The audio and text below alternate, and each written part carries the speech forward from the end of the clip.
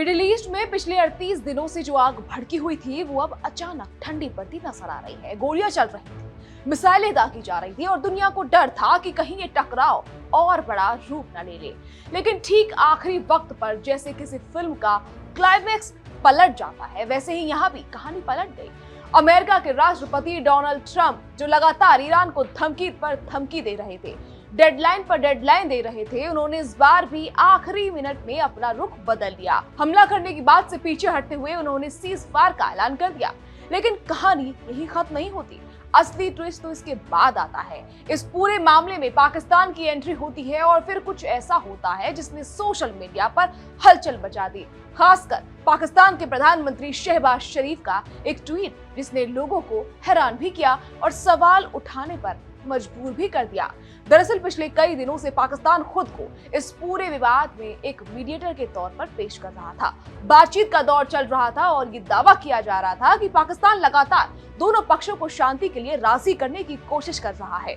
शहबाज शरीफ ने भी कहा कि उन्होंने और पाकिस्तान के army chief general Asim Munir ने डोनाल्ड ट्रंप से बातचीत की और उसी के आधार पर यह फैसला लिया गया। इसी बीच डोनाल्ड ट्रंप का एक पैटर्न भी साफ नजर आता है। जब से ये टकराव शुरू हुआ है वो बार बार डेडलाइन देते हैं और फिर उसके खत्म होने से ठीक पहले पीछे हट जाते हैं।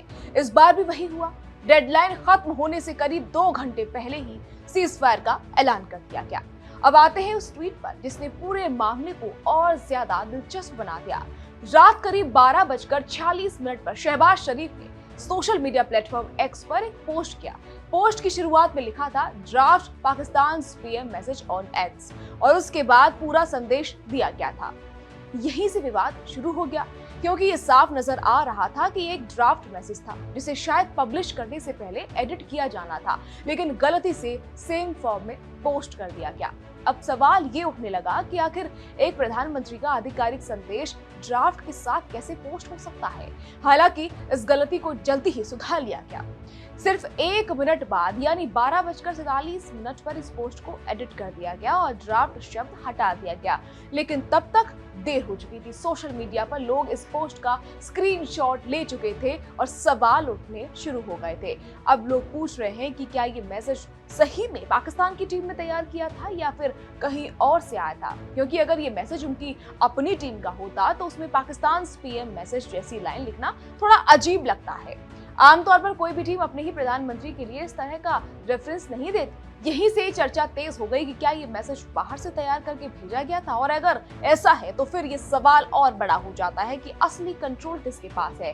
इस पूरे मामले में पाकिस्तान खुद को एक शांति दूत के तौर पर पेश कर रहा है, लेकिन सोशल मीडिया पर लोग इसका मजाक उड़ा रहे हैं। कुछ लोग कह रहे हैं कि दुनिया की शांति की बात करने से पहले अपने आधिकारिक संदेश को सही तरीके से पोस्ट करना भी जरूरी है। लेकिन सवाल उठना भी गलत नहीं होगा। पाकिस्तान के अंदर पावर बैलेंस को लेकर पहले भी कई बार चर्चा होती रही है। सिविलियन लीडरशिप, मिलिट्री एस्टेब्लिशमेंट और बाहरी प्रभाव, इन सब के बीच असली फैसले कहां से लिए जाते हैं यह हमेशा बहस का टॉपिक रहा है। अब ये कहानी भी उसी से जुड़ रही है। अगर ऑफिशियल कम्युनिकेशन भी इस तरह से सामने आता है तो ये संकेत देता है कि कहीं ना कहीं मैसेजिंग पर पूरा कंट्रोल नहीं। तो सवाल यह है कि पाकिस्तान वाकई एक मीडिएटर की भूमिका में था या उसे सिर्फ एक पोस्टमैन की तरह इस्तेमाल किया गया। ट्रंप की डेडलाइन और शहबाज शरीफ की हेडलाइन के बीच का जो कनेक्शन है वो इशारा कर रहा है कि असली रिमोट कंट्रोल कहीं और है।